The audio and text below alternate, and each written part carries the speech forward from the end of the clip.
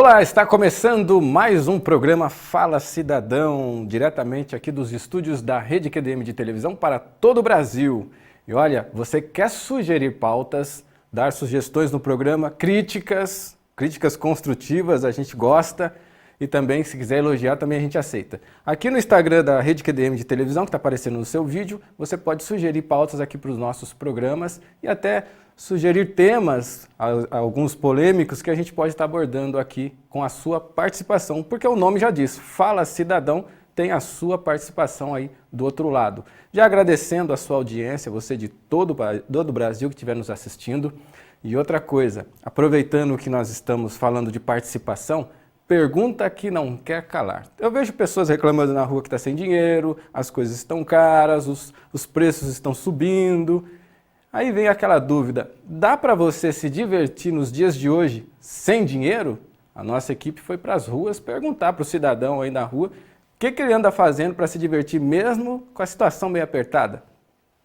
Depois da pandemia, a gente sabe que todo mundo ficou sem dinheiro, né? As coisas estão difíceis. O que você faz para se divertir? Olha, diversão assim, que tenha custo, né? Eu acho que não mudou muito o que eu costumo fazer sempre. Porque eu sempre saio para comer, para beber com os amigos. Então, assim, não mudou muita coisa, não. É mais essa parte assim. Agora, tem também um lado assim, que eu vou, às vezes, com os amigos participar de eventos de esporte, essas coisas, que acaba tendo que pagar do mesmo jeito também. Mas essa é o que eu mais faço. Com essa pandemia, a gente sabe, né, que todo mundo ficou sem dinheiro. Me diz, o que você faz para se divertir? Bom, eu tive a possibilidade e a felicidade. Eu moro aqui no Cambuí e tenho um sítio. Então, durante a pandemia, eu fiquei no sítio com a família. Então, lá tem lazer, tem tudo. Quando eu estou na cidade, durante a pandemia, não fazia muita coisa, não. Eu ficava mais recolhido com a família. E agora, às vezes, eu vou em São Paulo, no teatro, vou no bar com os amigos, mas eu não costumo sair muito, não. Eu gosto de receber mais em casa, eu acho legal receber os amigos. Ah, legal, sim. Agora está tudo muito mais flexível, né? Então dá para receber o pessoal. E o que você faz quando reúne a família? Ah, brinco muito, nado muito, tenho um hobby de cavalgar. Então a gente faz cavalgada rural, é muito gostoso, graças a Deus, meus pais já falecidos, mas tem meus irmãos, meus sobrinhos, e fica tudo bom, que dá tudo certo. Balada eu não vou, mas um barzinho, um restaurante eu gosto. Não, é difícil sair, mas de vez em quando sai, né? Que a gente não pode ficar dentro de casa a vida inteira, né? Sim. Ontem mesmo eu saí, fui na Aparecida do Norte, passei com meus netos, me diverti, né? Bom, ultimamente eu tenho mais estudado mesmo, né, porque eu tô fazendo cursinho para medicina, mas no meu tempo livre, normalmente eu passo junto com meu namorado, a gente vê um filme, vai comer alguma coisa, ou fico com os meus amigos, mas a gente não tem feito muita coisa de sair assim, só pra ir pra festa de república, principalmente, que é mais barato, ou ficar em casa mesmo. Sim, legal. E assim, para opções para quem tem pouco dinheiro, você falou que fica com seu namorado. Que tipo de filmes vocês assistem? Faz uma pipoca, coisas mais em conta? Ah, normalmente a gente vê uns filmes de comédia, porque eu tenho medo, né, de filmes de terror, assim, ou algumas coisas de suspense, mas ultimamente tá tudo absurdamente caro, né, então acho que o que eu mais posso dizer é inventar alguma coisa pra fazer com a família, sabe, tipo, alguma coisa que seja pública também, porque até ir no cinema tá caro pra caramba, né, tipo, tá bem complicado. Olha, com a pandemia a gente sabe que ficou tudo muito difícil, mas diz pra mim o que você faz pra se divertir. Olha, tá difícil, né? Depois da pandemia ficou meio complicado.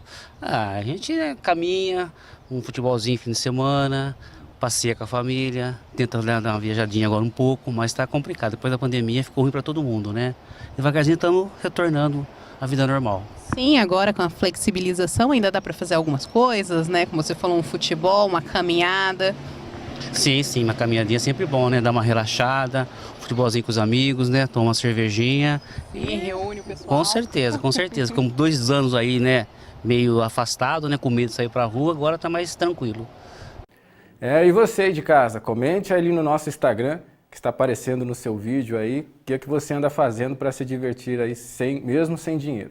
E por falar em questões econômicas aí, de dinheiro, falta disso, falta daquilo, tem uma coisa também que tem beliscado o cidadão, a alta do combustível. Poxa, já não dá para se divertir sem dinheiro, ainda sobe o preço dos combustíveis, que dá mais outro gasto para você, para o seu bolso. Pergunta que não quer calar. Como é que você está se virando aí com o preço da gasolina subindo, o combustível sobe, as passagens do transporte público também? Como é que os motoristas andam se virando? A gente também foi para as ruas saber como é que eles estão fazendo. Desde quando essa alta de combustível está prejudicando o senhor como aposentado? Vem prejudicando já há um bom tempo, porque a gente não tem correção, o nosso salário não é corrigido, tudo sobe. Bom, essa parte da alta dos combustíveis é complicado para todos nós, né? De fato, a gente fica sem o que fazer. Não tem recurso para a gente poder combater, depender do governo também está complicado, nada está favorável para a gente. Então, o que eu tenho que fazer mediante a isso?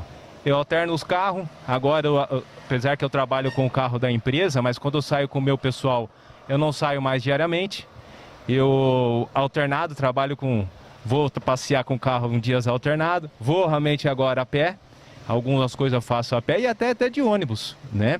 Então, assim, devido às circunstâncias, essas medidas que basicamente que eu estou fazendo. Não, sim, isso afeta bastante, né? Porque acaba tirando bastante do crédito, a bolsa que a gente tem nos valores do mês.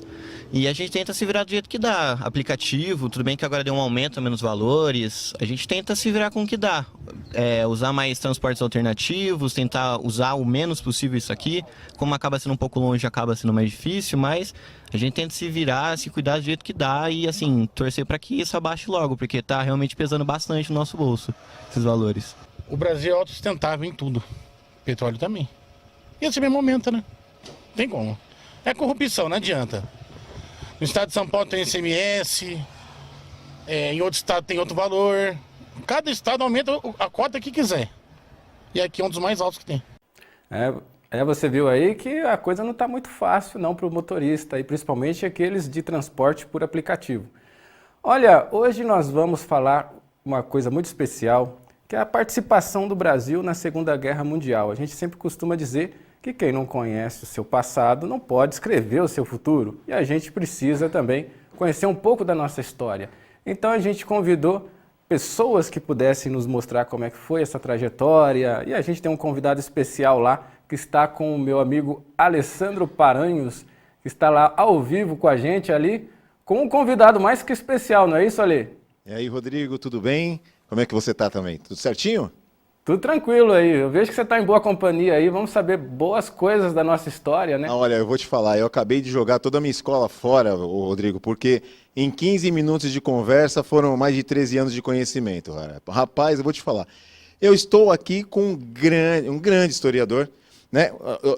Eu tive que anotar um monte de coisa, Rodrigo, porque é muita informação, cara, é muita informação. César Augusto de Azambuja, ele é presidente da Associação dos Expedicionários de Campineiros, é isso, né, César? Seja bem-vindo ao nosso programa. Obrigado, eu que agradeço. Então, a gente vai falar um pouquinho sobre a história, mas primeiro a gente quer saber um pouquinho sobre essa associação, como funciona, quando surgiu e do que ela trata. A Associação dos Expedicionários Campineiros, ela foi montada, arquitetada ainda na volta no navio da Itália. Os pracinhas chegaram no Brasil no dia 18 de julho de 1945. A associação foi fundada em 28 de outubro de 45. E a função dessa associação, entre eles, era ajuda mútuo. Como eles voltaram da Itália não sendo mais soldados, eles receberam a baixa ainda no navio, porque a situação política da época, Getúlio Vargas não queria 25 mil homens aqui que soubessem mexer em armas. Eles chegaram como civil no Brasil.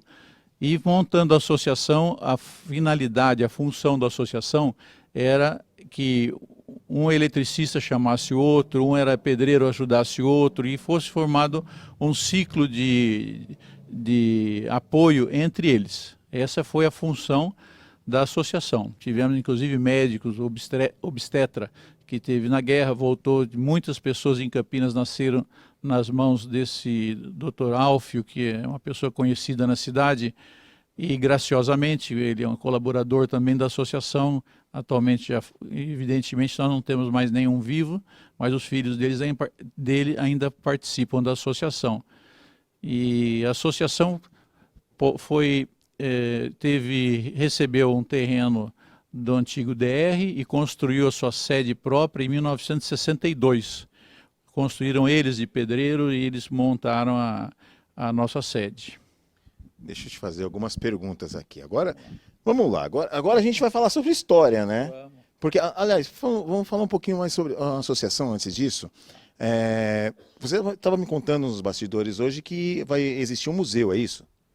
Nós estamos montando na associação, são dois setores. Tem um museu da FEB, que nós estamos já em estágio bem avançado.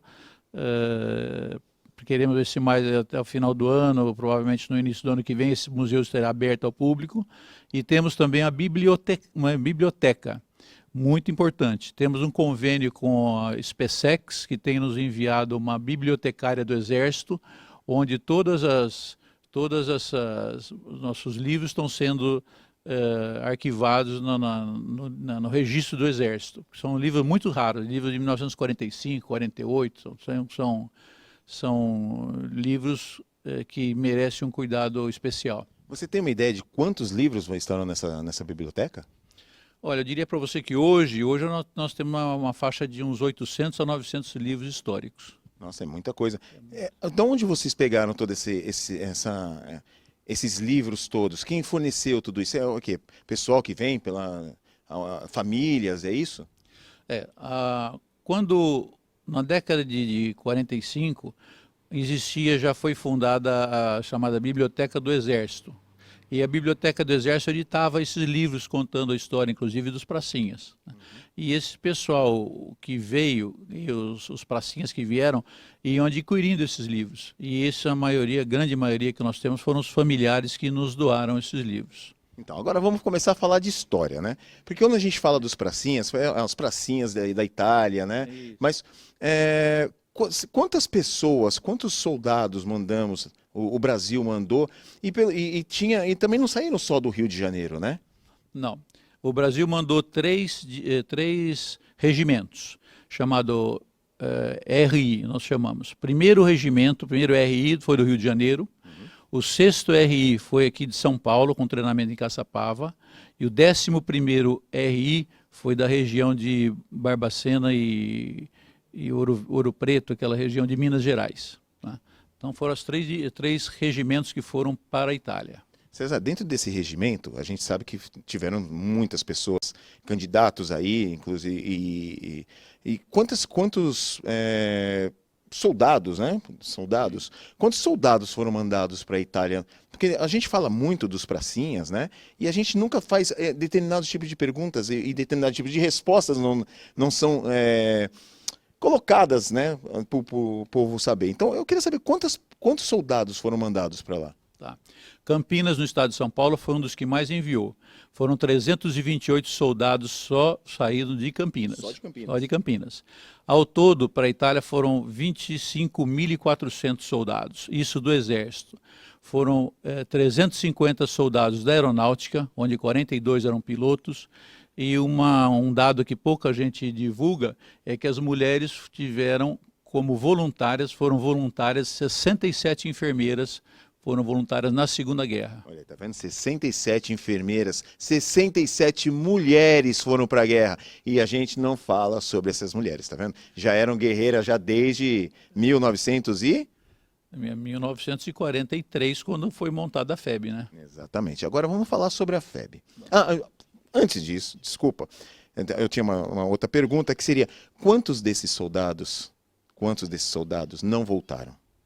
De Campinas, nós temos 4 soldados que ficaram enterrados na Itália, no cemitério de Pistoia, que é um cemitério militar, que é uma área cedida pelo governo da Itália. E mais ao todo, nós estimamos na faixa de 1.200 a 1.500 mortos, porque muitos deles ficavam feridos e morriam no retorno. Estilhaço de granada, amputação de perna, muitas minas, né? porque ao contrário que todo mundo pensa, né, que quando vê um filme nessa área de combate, é que o alemão está atirando para matar uma pessoa, só que o alemão não tinha essa intenção. A intenção maior dele era mais negócio para ele encher o campo de mina e uma pessoa pisar na mina, e essa mina iria danificar o pé, a perna dessa pessoa, e mais 2 pessoas teriam que trazê-la de volta. Então, cada vez que um soldado pisasse na mina, eram 3 que ele tirava do front, entendeu? Então, por isso era tão comum os terrenos serem minados. Bem estratégico, Bem né? estratégico. Quando a gente fala sobre, agora sim, sobre FEB e sobre FAB, porque as pessoas às vezes não sabem diferenciar a FAB da FEB. O que seria a FAB? A FAB, a Força Aérea Brasileira, foi criada em 1912 no Rio de Janeiro, no Campo dos Afonsos. E esse eram os primeiros aviões que vieram para o Brasil. A primeira força que teve avião foi a Marinha. O primeiro brevet que teve da Marinha foi em 1912, um tenente da Marinha que foi tirá-lo na França, né?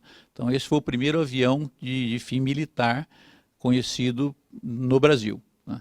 Aí veio a época dos outros aviões de passeio, veio o Zeppelin, que era um avião um balão dirigível que tinha viagens à Europa constantemente, mas quando a guerra começou, foi criado uma divisão chamada divisão de caça da FAB.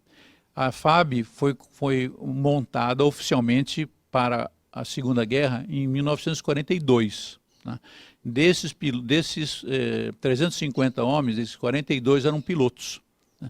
A maioria oriundos da Marinha e muitos do Correio, porque o sistema de Correios e Telégrafos já usava aviões para o Norte e Nordeste. Então, como é que vai conseguir piloto em 1940? Então, muitos vieram já oriundos do Correio. Então, na verdade, a FAB existe desde 1942, como FAB. Como FAB a nível militar, sim, 42, mas a Força Aérea Brasileira nasceu em 1912. Entendi. E a FEB? A FEB, ela nasceu com a volta dos pracinhas, é isso? Na verdade, a FEB nasceu para enviar os pracinhas. Em 1942, agosto de 42, foi assinado um tratado com os Estados Unidos, onde os Estados Unidos financiaria grande parte do exército brasileiro, construiríamos uma siderúrgica CSN para enviar matéria-prima para os Estados Unidos, íamos extrair borracha no norte e nordeste para também envio para os Estados Unidos, e em contrapartida os Estados Unidos iriam usar a base na região de Natal para proteger a América do Sul de qualquer voo que viesse da África. Então essa foi a criação da FEB. E o Getúlio Vargas não queria, era opositor a essa criação, porque ele era não só simpatizante com a causa alemã, mas também a Alemanha era um grande consumidor de matéria-prima do Brasil, né? Entendi. Agora, vamos assim, Fábio, Força Aérea Brasileira, FEB? FEB é Força Expedicionária Brasileira. Que foi criada pelo Exército. Em 1943 ela foi realmente montada. Em 44, no dia 2 de julho de 44, embarcou a primeira divisão para a Itália. Entendi. Chegando dia 16, lá, 14 dias de viagem. Agora vamos lá, um pouquinho mais de curiosidade agora, né? Você estava falando da Alemanha, que era uma grande parceira do Brasil, porém, existe uma passagem na história que conta sobre alguns navios que foram afundados aqui na costa brasileira, é isso? É verdade. O Brasil, como abastecia, vamos dizer, o mercado dos Estados Unidos, o que acontecia? Os submarinos alemães começaram a atacar nas costas do Atlântico. E nesses ataques, o povo brasileiro começou a ir para a rua, pedindo que o governo, na época, tomasse uma posição. Nós tivemos 22 navios afundados na nossa costa, até que o nosso governo declarasse guerra ao eixo. Então, esses 22 navios, isso é que é o interessante, né? Porque, segundo a história, o Brasil tinha tinha um acordo, né, comercial com a Alemanha, certo? Porém, justamente quem afundou os 22 navios brasileiros foi um submarino alemão, é isso? Foram vários submarinos. O primeiro navio brasileiro foi afundado por um submarino italiano. Ah, por um italiano. E a gente ainda mandou os pracinhas depois para lá, tá vendo só? O primeiro navio nosso que foi atacado foi perto do Egito, é um navio de carga, que estava levando milho e algodão para o Egito, e sofreu um ataque da Luftwaffe, que era a Força Aérea Alemã, e morreu um estivador. Foi o primeiro homem brasileiro a falecer. E isso foi, o Brasil não tinha declarado guerra ainda, isso foi 4 anos antes do Brasil declarar guerra. É lógico, a gente dá a notícia, né? A Alemanha afundou 22 navios brasileiros, porém existe uma explicação para isso, né? Existe. Ao todo, durante a guerra, como os Estados Unidos vinha buscar matéria-prima no Brasil, ao todo foram 71 navios foram afundados entre as costas dos Estados Unidos e o litoral brasileiro. 71. Então, agora eu queria que você explicasse o porquê que a Alemanha atacou os navios brasileiros, porque na verdade não existia uma identificação, é isso que acontecia, por isso que foi afundado? Os navios também não eram definidos, eles eram parte passageiro e parte carga. Então, quando o navio ia alguma rota para o norte, você não sabia se ele estava levando mantimento, munição, alguma coisa para os Estados Unidos. Sim. Então, só por aqui, eles não queria dizer nada. Tá? Então, eles afundavam os navios por esse motivo, por desconhecer exatamente a função desse navio. O que ocorreu, nós tivemos em 4 dias, do dia 15 ao dia 19 de agosto, foram afundados 5 navios nossos, onde foi afundado um navio chamado Baipendi. Esse foi um navio mais crítico que fomentou a maior movimentação do povo, porque faleceram 270 pessoas a bordo, todos turistas, nenhum era militar. Isso é o que eu ia te perguntar sobre esse Baipendi, que a gente estava conversando, você falou que era um navio estritamente de pessoas que não tinham nada a ver com a guerra, né? Eram civis, não tinha nada a ver. Era um navio de transporte. Porque antigamente funcionava muito a cabotagem no Brasil. Então, para você mandar uma mercadoria do Rio de Janeiro para Recife, era via trem, não tinha estrada, nada. A maioria era pelo mar, né? Entendeu? Entendi. Agora, aproveitando toda essa história, essa chuva de informações, né? Por isso que tem Rodrigo, é por isso que tem essa cola aqui, porque você nota que é muita coisa, Rodrigo? Pois é. Inclusive, eu tô aprendendo aqui mais com vocês do que na escola, hein? Não, já tô rasgando meu diploma da escola, Rodrigo. Tô aprendendo mais aqui com essa entrevista do que na escola. Agora, me fala, Rodrigo, tem uma coisa que a gente queria saber também, né? A Revolução de 32, na verdade, não é uma Revolução de 32, é a Revolução de 30. É verdade. Quando Getúlio Vargas assumiu, foi em 1930, né? Que até então nós vínhamos tendo a cada 4 governos eram trocados sempre um governo de Minas e um de São Paulo, Era chamada política café com leite. Uhum. E essa política café com leite foi quebrada. O presidente na época era Washington Luiz. Então, como São Paulo estava como presidente, foi eleito Júlio Prestes para ser o novo presidente, mas ele também era de São Paulo. E para São Paulo não continuar na liderança, porque foi forçado São Paulo? Porque tinha ocorrido o crash da Bolsa de Nova York, onde em 1929 o café despencou o valor. Então São Paulo quis tentar se manter no poder para tentar fazer que a cafeicultura mantivesse o país. E foi aí que começou toda... Aí começou porque o Getúlio Vargas ele era do Rio Grande do Sul, então juntou o Rio Grande do Sul, Minas Gerais e a Paraíba, no Nordeste. E eles eram contra essa política do São Paulo assumir novamente.